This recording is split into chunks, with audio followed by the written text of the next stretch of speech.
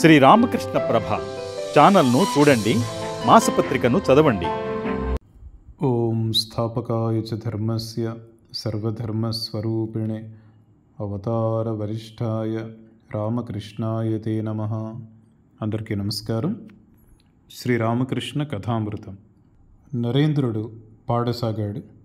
ఈలాగు వ్యర్థముగా నా దినములన్నీయు గడుపవలసినదేనా దేవా, రాత్రింబగళ్ళు నేనార్తితో కాచితిని ఆశాపథము వైపు దేవా. పాటను వింటూనే సాధకుడు ధ్యానంలో మునిగిపోయాడు. శ్రీరామకృష్ణులు మంచం మీద దక్షిణ అభిముఖంగా కూర్చొని ఉన్నారు. సమయం 3 లేక 4 గంటలై ఉంటుంది. అస్తమిస్తున్న సూర్యుని కిరణాలు సాధకునిపై పడ్డాయి. శ్రీరామకృష్ణులు వెంటనే ఒక గొడుగును విప్పి సాధకునిపై ఎండ పడకుండా దాన్ని పశ్చిమాన పెట్టారు. నరేంద్రుడు మళ్ళీ పాడాడు. ఏ రీతి నీ దరి చేరుదునో దేవా, ఈ రీతి భౌతిక మలినమగు మనసుతో. మధురం మధురం నీ శుభనామం, మధురం మధురం నీ నామం.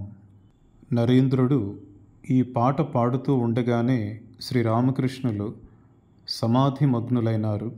సమాధి స్థితి ప్రారంభంలో ఆయన చేతి వ్రేళ్ళు, ముఖ్యంగా బొటన వ్రేళ్ళు వణికాయి. కొన్నగర్ భక్తులు శ్రీరామకృష్ణుల సమాధి స్థితిని చూసి ఎరుగరు.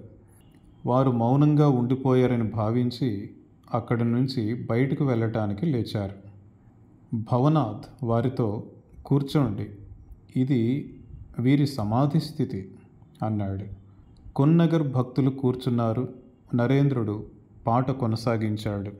పగలనకను రేయనకను పలు విధముల పాటుపడుచు నీ కొరకై నిర్మించితి గుడి ఒకటి గుండెలోన, దయయుంచి దానిలోకి దయసేయవా దేవా దేవా.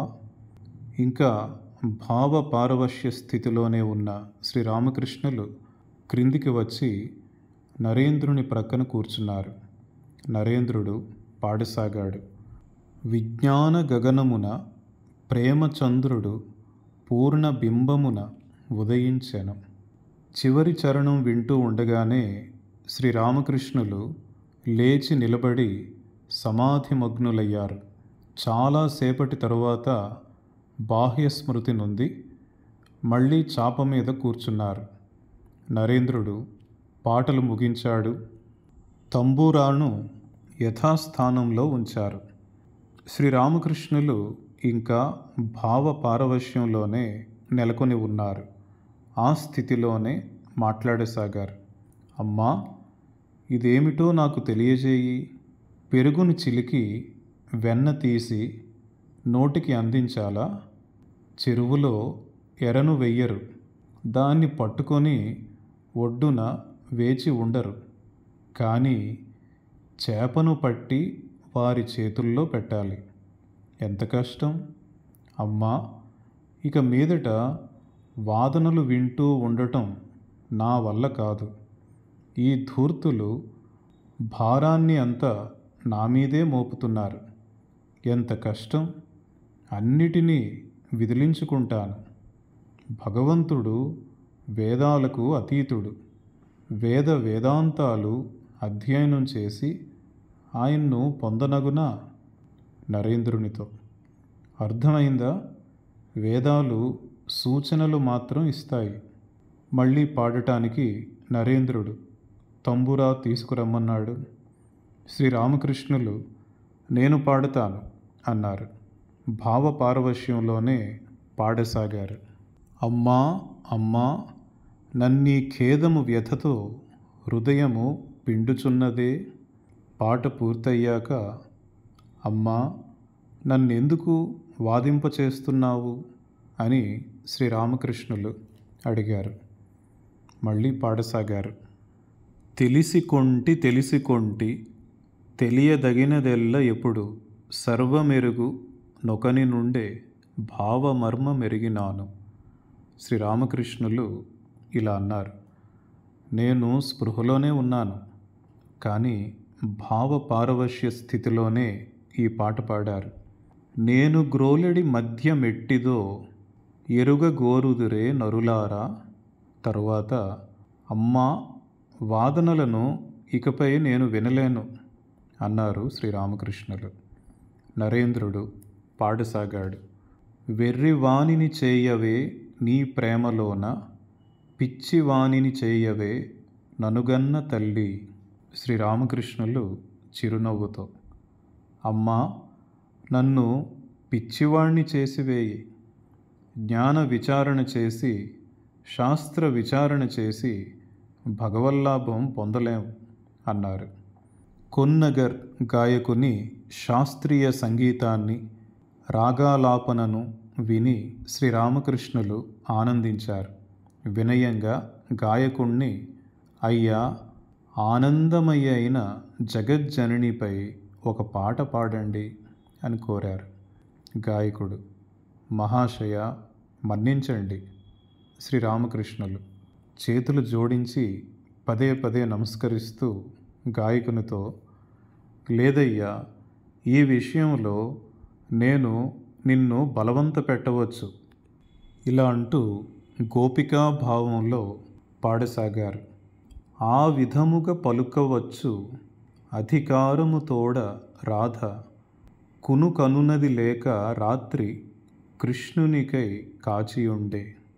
పిదప గాయకునితో, అయ్యా నువ్వు బ్రహ్మమయి తనయుడవు, ఆమె ప్రతి జీవులోనూ వసిస్తూ ఉంది, నిన్ను కోరే హక్కు ఉంది.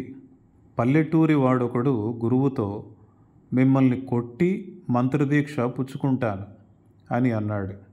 గాయకుడు నవ్వుతూ, చెప్పుతో కొట్టా? శ్రీరామకృష్ణులు నవ్వుతూ, అంత దూరం పోనక్కర్లేదు అన్నారు. మళ్ళీ పారవశ్య స్థితిలో మునిగిపోయి, ప్రవర్తకుడు, సాధకుడు, సిద్ధుడు, సిద్ధసిద్ధుడు అన్నారు. నువ్వు సిద్ధుడవా సిద్ధసిద్ధుడవా? పోని నువ్వు పాడు. గాయకుడు రాగాలాపన చేసి ఒక పాట పాడాడు. శ్రీరామకృష్ణులు, అయ్యా దీనివలన ఆనందం కలుగుతోంది.